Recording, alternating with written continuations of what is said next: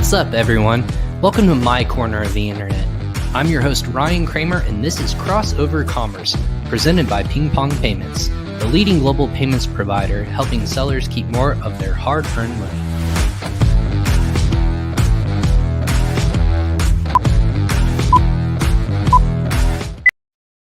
Hey everyone, welcome back to another episode of Crossover Commerce. This is episode 173 of this show that I like to call Crossover Commerce. This is my corner of the internet, as the introduction stated, where I bring on the best and brightest in the Amazon and e-commerce industry.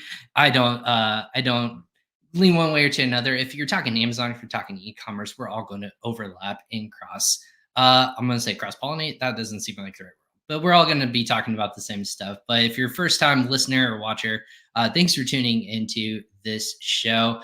I'm really excited to bring on our guest today. But before we get started, I want to go ahead and just give a quick shout out to our presenting sponsor, PingPong Payments. PingPong Payments is helping people save more of their hard-earned money when they're sending money, no matter where it might be. If you're sending it to a manufacturer or supplier, you're trying to get your goods on the water and into an FBA warehouse, you can do it quicker by using localized currency, and that can be helped by paying out with PingPong. Go ahead and sign up for free today, whether you're an international seller or you're just trying to get your business off and running and put some more margin percentage points to your bottom line. You can do that with PingPong Payments. Just sign up for free today. By doing that with 5 clicks and you're approved, you're going to get $500 in your account by just getting started. Go ahead and do that. Sign up for free today and let them know Crossover Commerce sent you. Anyways, that being said, we're going to be talking about, again, this is episode 173. If you're tuning in and listening to us live on our social channels, because it's a live functionality, we are able to actually look at all the questions that you might be asking or have about our show or our guest or the topic we are talking about today. And that topic is why you might want to hire an outside agency instead of in-house. Why you should hire an Amazon agency. An Amazon agency, there's so many different functionalities, right? You can talk about a PPC agency. That could be an Amazon agency. Someone who runs the whole gamut. That also is an Amazon agency. Or maybe I just want them to run the functionality of certain components of my business, not others. That too is an agency. So maybe we're going to do, what we're going to do today is distinguish maybe why I should outsource my resources to an agency in general, and then also maybe compare the two between keeping it in-house and what the benefits, the pros and cons of working with amazing agencies that there are in this space. And so that's our topic today. To cover this topic, we brought in the one and only person who's been in the space for quite a while. His name is Dan Brownshire of Channel Key. And Channel Key, he is actually co-founded. Dan is a natural thought leader in the Amazon retail strategy and emerging e-commerce trends. Has been commenting on multiple different practices, policies, and technologies as a opinion leader, both in media as well as other people who are talking in the space. So he actually is the co-founder of Channel Key, the president and CEO, advising every one of the clients that they're operating with today. So without further ado, want to go ahead and bring on CEO of Channel Key, Dan Brownshire of Channel Key. Again, Jan, thank you so much for hopping on today. It's been a pleasure. Yeah, Ryan, I'm super happy to be here. Appreciate you having me on the show. Of course. And again, everyone appreciate the reason why we started late. Actually, I sent the wrong link to Dan. Dan's been chomping at the bit, ready to go and ready to talk today. So apologize for that again as well. But my fault for starting a little bit later on our time. So we're going to kind of fast forward through this real quick. Dan, tell me about the background. You actually have experience. You've been running Amazon brands, stores in the e-commerce space for quite a long time. Tell me about your background and why we are where we are today. Yeah. Thanks, Ryan. So my background, let's see. Channel Key was founded officially in 2017, January 2017. We incorporated, and what's unique and I think important about us and our the way we approach Amazon is our pedigree. So we spun out of a sister org that I co-founded about 14 years ago with some college buddies called Trend Nation. And Trend Nation is a product company that is selling primarily through marketplaces, Amazon, Walmart.com, Target Plus, around today, doing well into the 8 figures annually as a private label product developer and seller through the platform. And so we cut our teeth as operators of a product business on Amazon, and have been doing it for quite some time. And what we like to say is we made all the mistakes ourselves, so our clients don't have to. And what we saw kind of over the years. So we started, selling on Amazon really in 2010-ish timeframe, 2011. So we've ridden up the FBA or 3P kind of seller central business profile over the years and saw the changes and iterations. The business pivoted multiple times. We were started as private label, then became a distributor and a reseller, then an exclusive reseller, kind of working with products that we own, and also working with and reselling other brands' products, like really well-known brands. And we kind of saw the manifestation of a lot of the changes that happened on the marketplace over the years with price degradation. Really, you're trading commodities for a long period of time on Amazon, just reselling other brands' products. And we said, you know what, there's maybe a better way to do this. Why don't we go help other brands create best-in-class Amazon businesses? We've already done it for ourselves. And so that was the genesis of Channel Key. And so, fast forward to today, we are a full-service agency. You talked about, Ryan, different types of agencies. And we are of the full-service set of kind of deliverables. We're a fully remote shop. We've got folks all over the world. Many clients, brand owners, manufacturers. We're an acknowledged Amazon partner, integrator, part of their network, GAPD member. We operate within terms of service at a high level, and we meet our clients where they're at in various phases of the life cycle. So it's amazing. That's the background. Well, yeah, congratulations on the success, and obviously you've seen the whole spectrum. So first and foremost, that's perfect that you had already distinguished the difference between full service and partial in different iterations. What's it been like as you've seen this transition of everywhere you look now, it's almost different service or a different person who's running and operating Amazon businesses, but then also taking that down to almost a niche level of PPC, and then again you're doing photography or video only, or any sort of logistics or anything like that. Yeah, so it's really interesting that, for your viewers, I'm sure they're aware there's just so much activity in the space right now, whether it's aggregators that are buying up FBA businesses or agencies that are growing, whether it's adjacent Amazon technology companies that have developed amazing software to help activate brands on Amazon. Like, there's so much noise, like good noise and activity in the space. And I think what's generally interesting about it is there's not a single way that's the best way, right? There's different iterations and ways that you can set up a business to service clients or brands or companies on Amazon, and there's a lot of options, a lot of resources. So for us, we are full kind of believers in this full service model. That's our structure and strategy. What we like to say is you can have the most amazing PPC strategy in the world. You can have the most amazing listings in the world, content, graphics, all of these things. But if you can't operate your business, you can't keep your product in stock, your supply chain falls apart, you don't have the correct API integrations on the back end, you can't keep the health of your account in a good state, none of it matters, right? None of it matters. But for other agencies or other types of service offerings, that might be okay. If a brand is totally dialed in operation and they got their back end structured and they just need really advanced help with traffic driving and advertising, that's okay. It's an option. If brands have a team and they just need software and they want to piece together a list of different types of softwares, that's okay. That's an option for you. So I think what I'm trying to say is there's so much opportunity out there. There's so much white space available, and brands that want to perform on the channel, that naturally it's created opportunities for different types of service providers to carve out their niche and support brands on Amazon. Absolutely. So you mentioned a couple different things, like you've had this background, and I'm assuming you've been like everyone else, you've seen this evolution of the acqui-hire or the growth aggregators, or they call them two different things, right? There's the aggregation of a brand of basically buying an outright brand that's successful on Amazon or in other parts of e-commerce. And then you also have the accelerators, right? The people who are trying to help in a certain functionality, help that brand be more by investing more into it, or just like tweaking a few things here and there, and as well as they operate. As an agency owner, and I haven't been able to ask this strictly outright, and maybe you're the person to ask this to. Yeah. How do you feel you fit in this ecosystem? Does it feel more comfortable, less comfortable? Is it challenging, or is it exciting? Like, what are your feelings as an agency owner in this I would space say right now? yes, Ryan, to everything you just said. Yes, it's challenging. Yes, it's exciting. And yes, I think we fit in.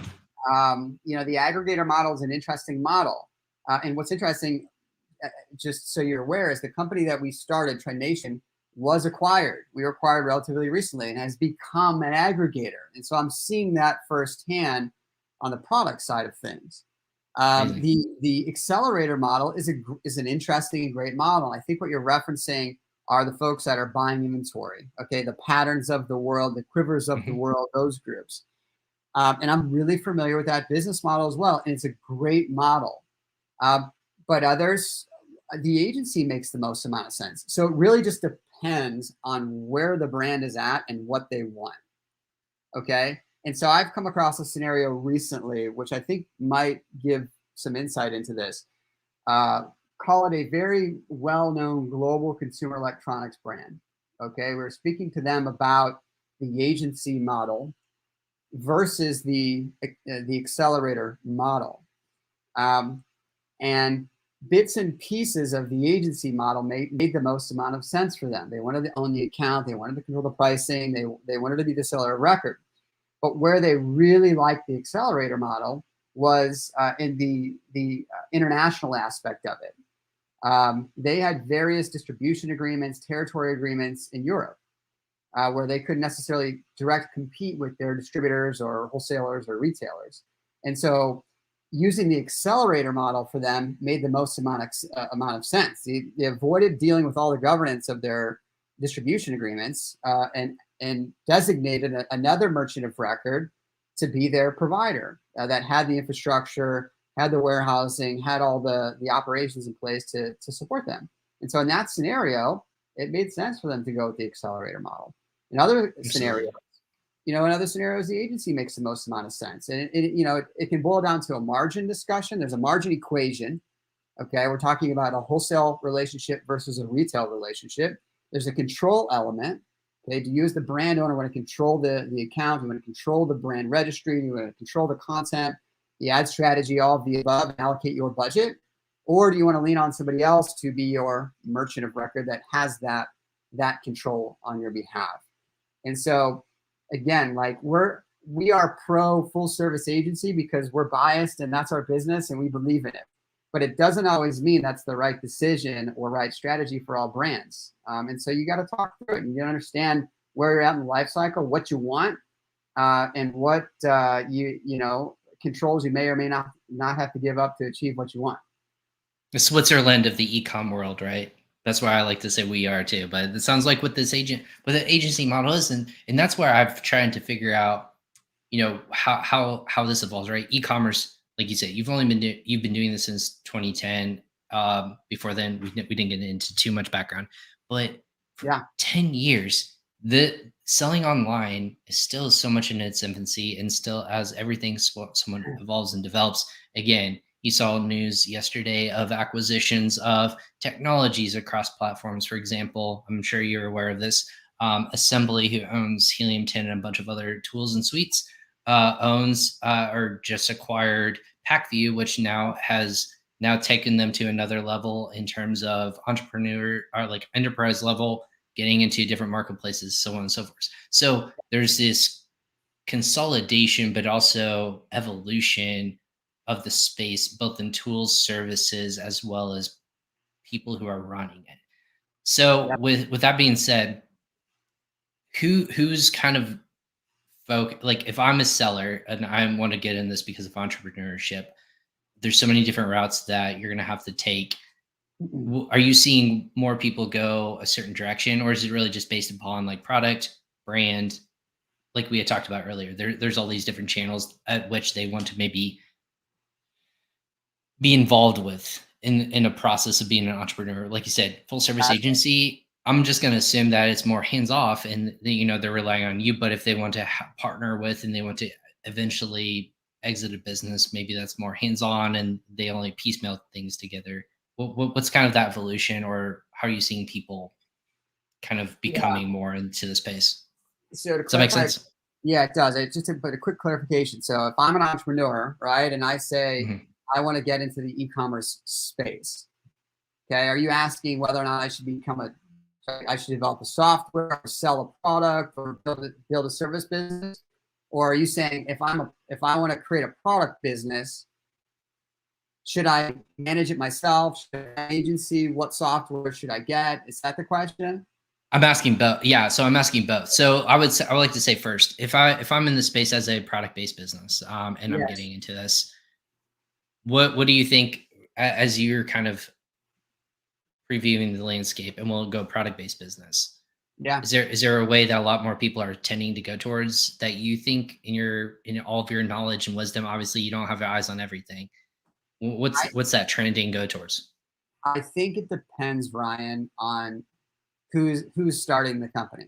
Okay? If it's a single individual entrepreneur that is creating a side hustle, that wants to learn about e-commerce, what I typically see is leveraging content that exists on how to sell on Amazon. Okay, finding YouTube content, finding folks that have courses, reading blogs, and learning it for yourself. Okay, sourcing products for yourself, leveraging the Alibabas of the world and in various sources, and finding products in the Helium 10s of the world that you can source and sell, and learn the basics yourself. Okay, there's software that you can get along the way, the Jungle Scouts, you can find management software. But if you're small and you're a 1 or 2 person show and you got one product, you don't need that stuff. You need to learn the basics, the fundamentals, and execute it on it yourself. And that's typically that's one pathway in.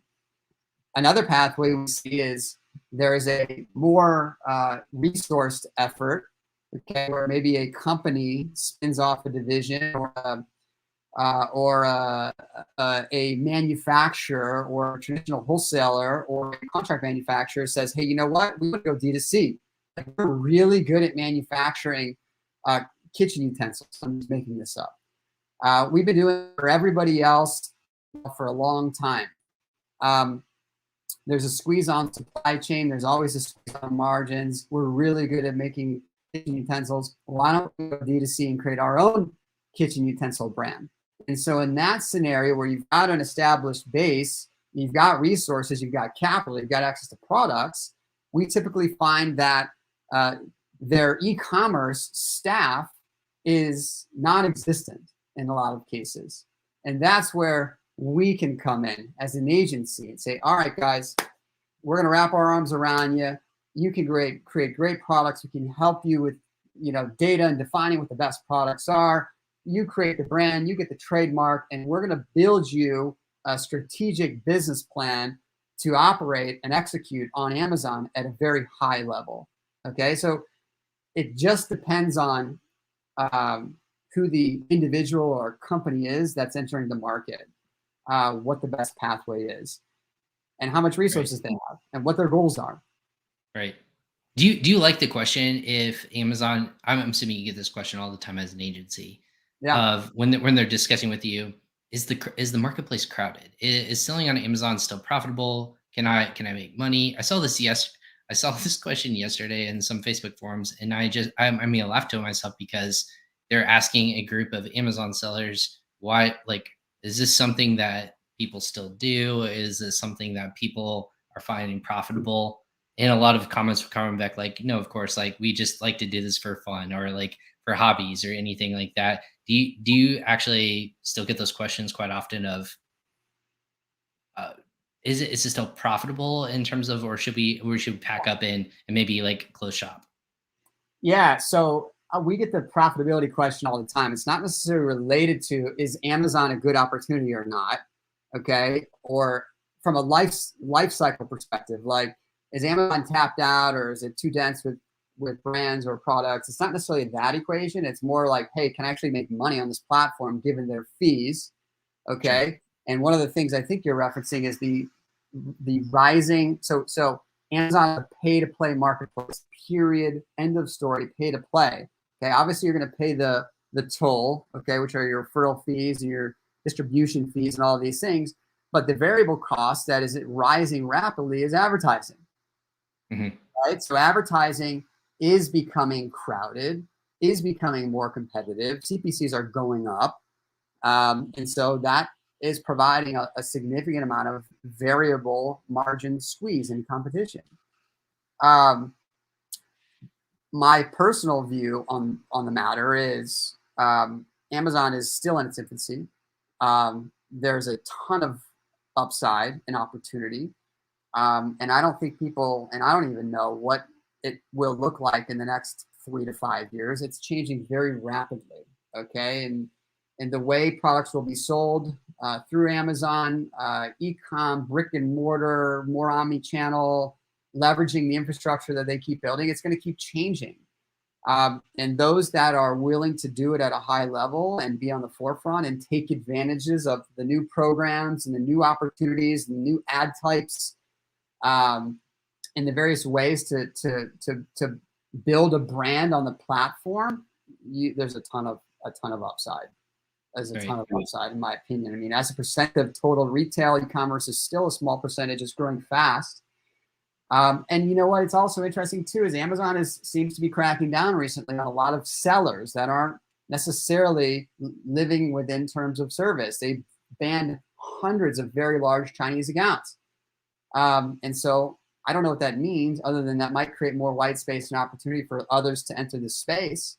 But it's an evolution, and I don't think anybody is shying away from shopping on Amazon at this point. Maybe they're leveraging other marketplaces, okay, which is an opportunity, the Walmarts of the world, the Targets of the world. But there's a lot of upside here. There's a lot. Absolutely. It's getting more complex. It's just getting more complex and more competitive. And so if there's an appetite to participate in that environment, there's a ton of upside. Well, yeah, and what you alluded to is the crackdown notion of the reason why there was a crackdown. Again, this is both service provider as well as seller accounts, as Amazon strictly has their terms of service, which again, in certain notions it's gray, certain notions, but in other notions that it's pretty black and white of this is what we expect, this is how we reward, this is how we actually negate, or we actually it's hurtful to your business, but also our platform. Therefore, we will remove you without haste.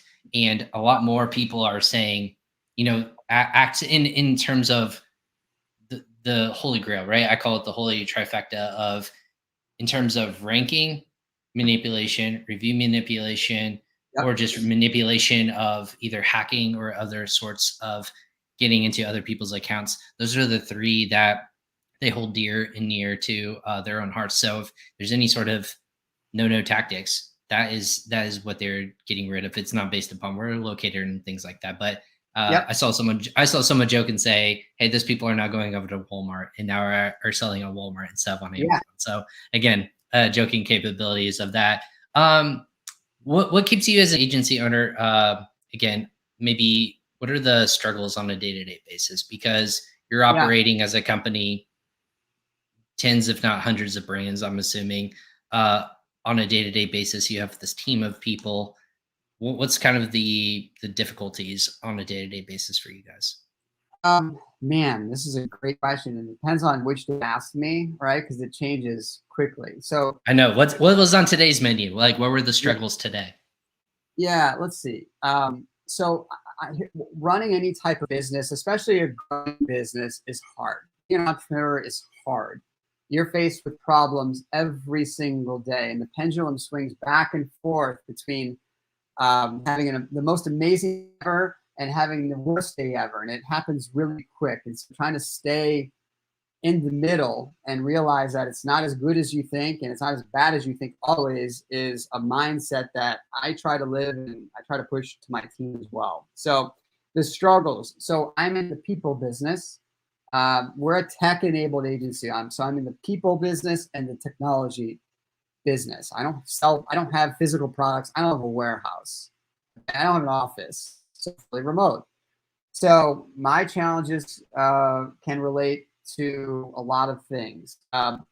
Hiring is tough. Okay. Now it's gotten better for us as we've gone remote. I hire the best people all over the world, which is fantastic.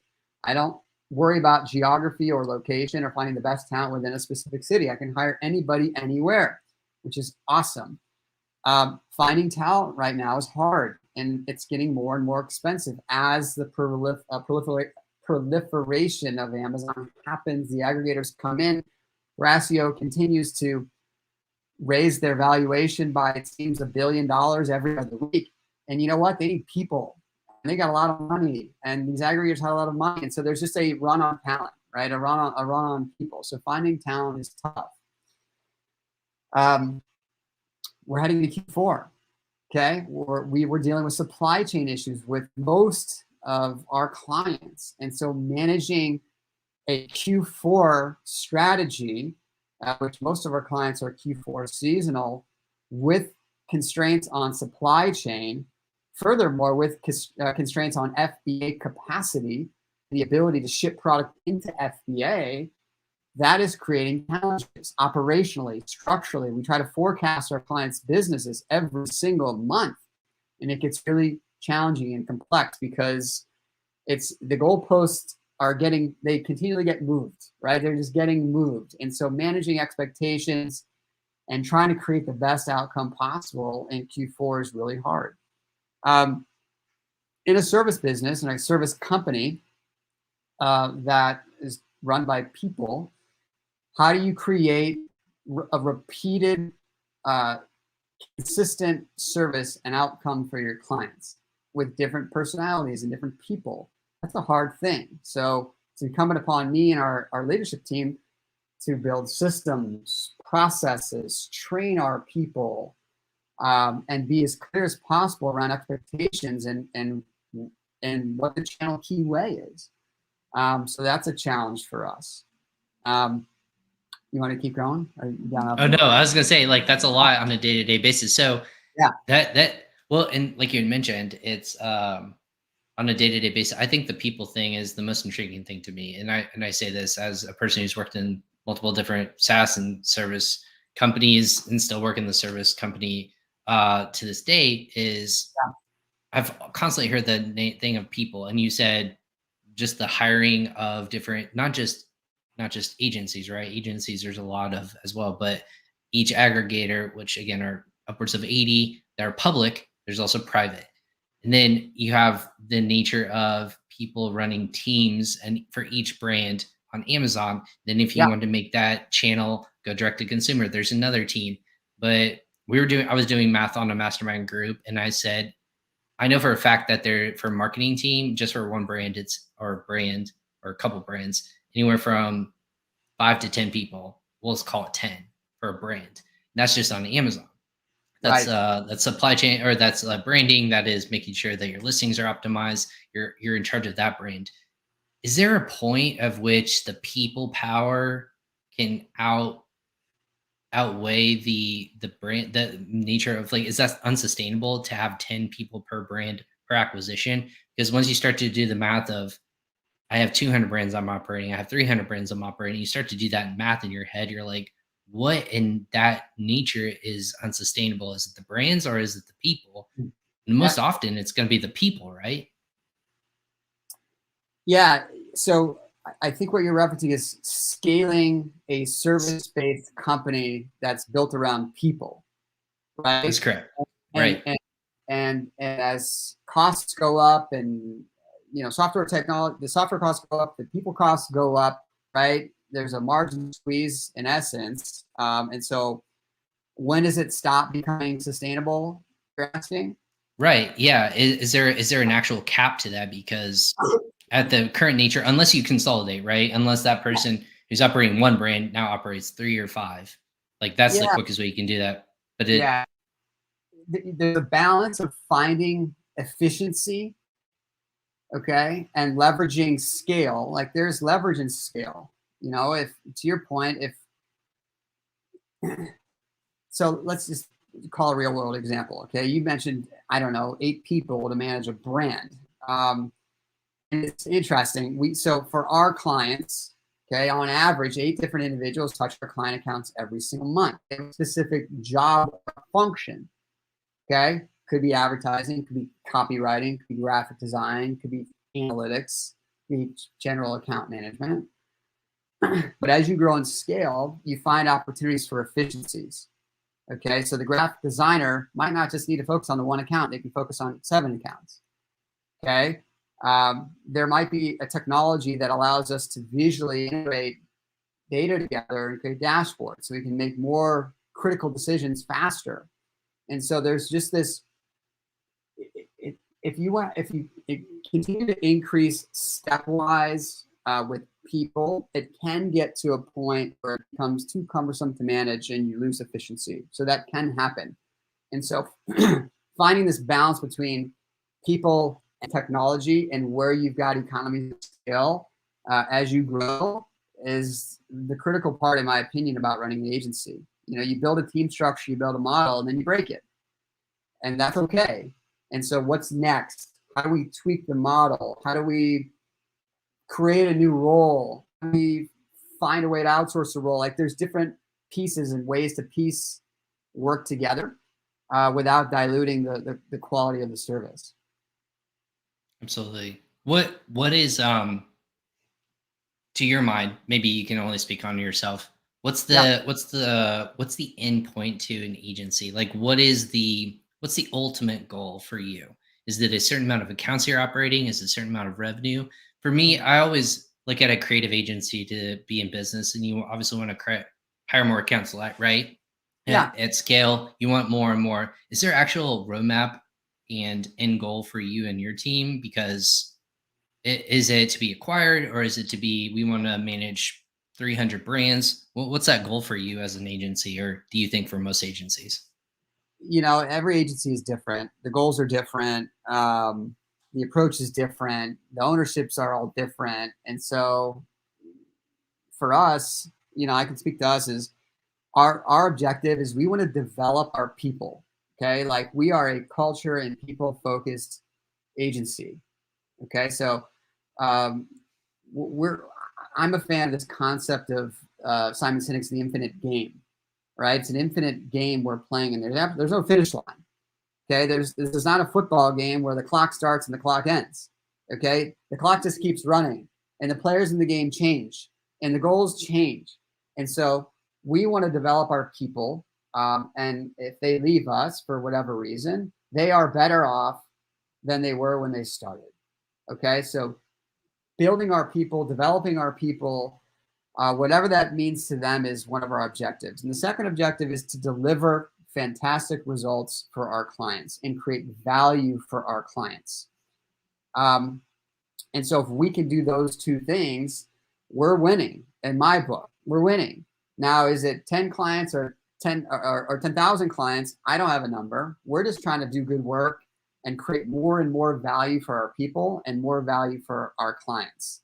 And opportunities will naturally present themselves. Whether it's the right opportunity or not, we don't know. We just make the decision at that time. So I met you, Ryan, through us building our partner ecosystem. And the reason we're building a partner ecosystem is to create value for our clients. And that's a learning, and that creates opportunities. And so we're just moving the ball forward. I like to grow things quickly.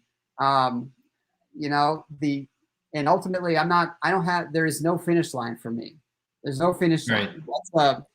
And I had learned that the hard way, because if you think there's a finish line, you keep working towards that finish line, and guess what? It always moves. It just keeps moving. And at the end of the day, there's no like checklist. Like the checklist keeps on going, like you keep unfolding it and it keeps going, right? No, there is no there, right? And so we do good work. We do it the right way. We develop our people. We deliver good results. We learn. We change. We get better, and we create more and more value for our clients as they grow and develop. That's how we operate. That's our mindset. I love that. I'm going back to the person and the kind of topic that we kind of wanted to stay with, and why you should hire an Amazon agency. And I'm Yeah. thinking about if I was in the market to potentially hire Channel Key or somebody else in this space. Yes. What Dan would you say? I would think the number one nature for most people who operate a brand would be, I want to make sure the attention is focused on my brand. I want to make sure that you're, and this is unrealistic, and I get this, that there's going to be eyes on my brand 24 hours a day, 7 days a week. People are going to be baby and nurturing this, when in fact it's going to be a part of lots of processes. Like you said, there's going to be 7, 8 people touching it on a month-to-month basis. Yeah. How do you handle that conversation with a brand that says, listen, we're going to pay really close attention to it, and it's going to be equal to everyone else. We don't have a favorite. Money's not going to operate and channel it. But at scale, like, you might have to have more people to a brand versus somebody that might just need a few things to look at here or there. It's almost automated versus a hands-on approach. How do you have that difficult conversation with people?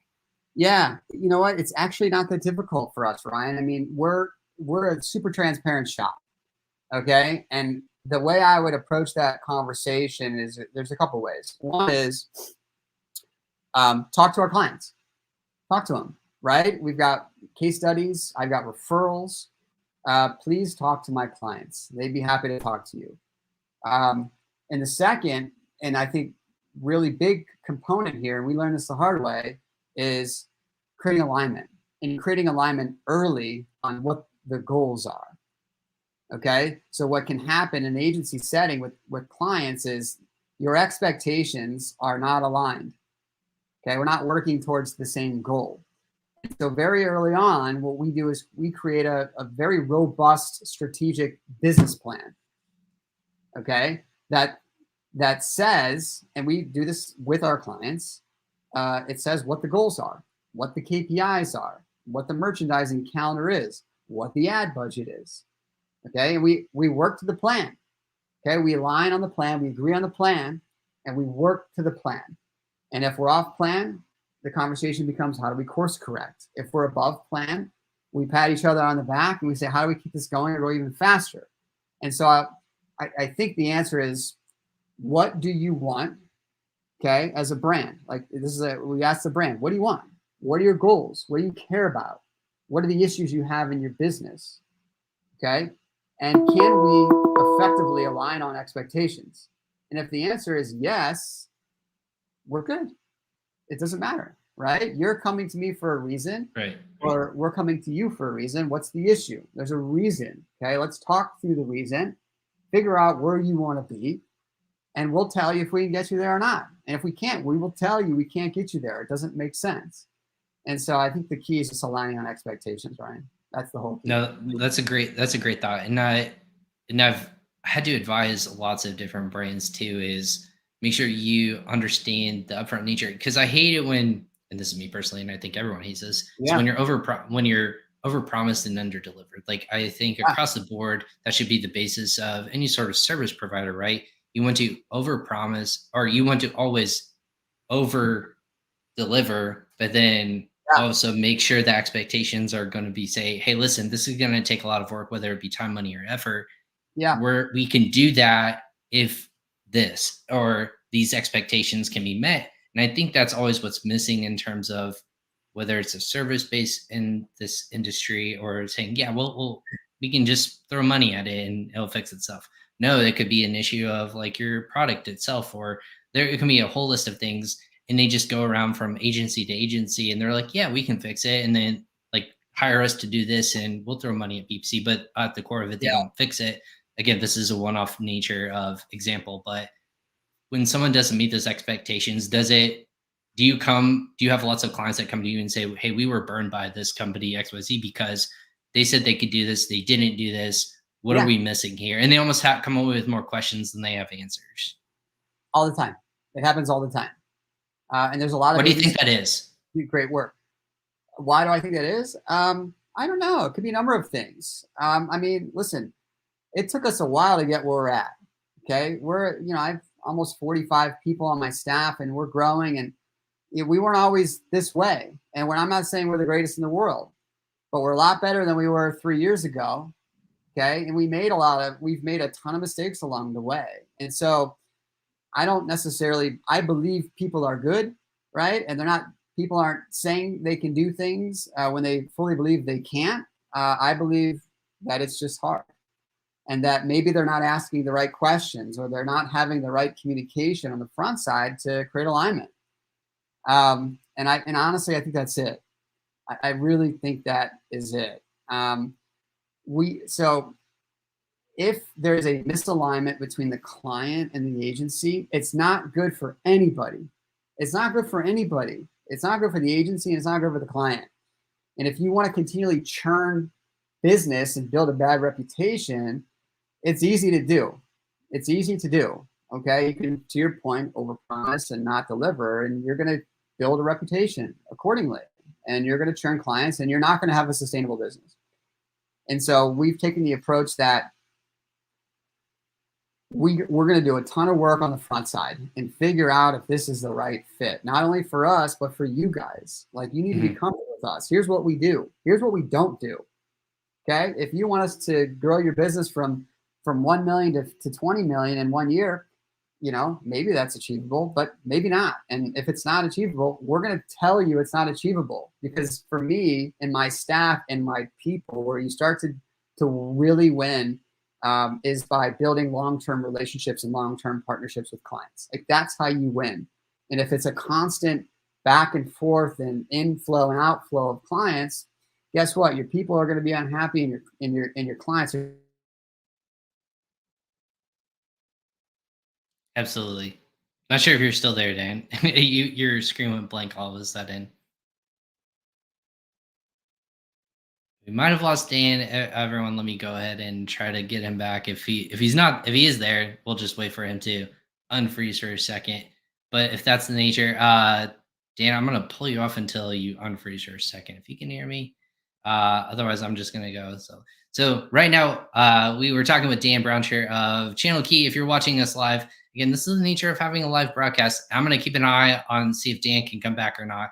But we have Dan, who's the CEO and co-founder. We're talking about why Amazon, why hire an outside agency, and what's the benefits and natures of selling online and working with an agency. And again, we talked to anything and everything from both full retail or full scope and full service agency, all the way to just be more niche and focused, and the pros and cons of running multiple brands and whatnot. So Dan hopped off, and again, I want to make sure before he comes back, I want to make sure that we give him an opportunity to come back.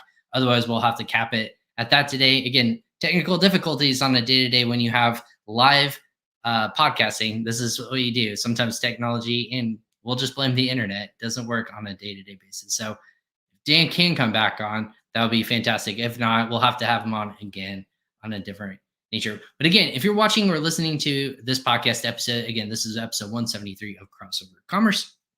This is my corner of the internet. I'm Ryan Kramer, where I host Amazon experts and in thought leaders in the Amazon e-commerce space, where they can talk through and apply applicable knowledge, again, depending on what's going on in the world. We talked so much about the difference between acquiring different businesses, but then also working with agencies or growth accelerators. There's actually just so many more subcategories in which that there are brands entering the space. They're choosing whom they should work with. So that's one of the natures that I want to make sure I got Dan on to talk about, and say, for each brand, is it as easy or as difficult as it might seem to choose between those operations, whether it be selling off your business or working with people at scale to help you grow further, like a full service agency, or using people to help you boost in certain areas. And we talked about that with the acceleration route of, hey, I want to be able to utilize you in terms of the international aspect of my business instead of just the domestic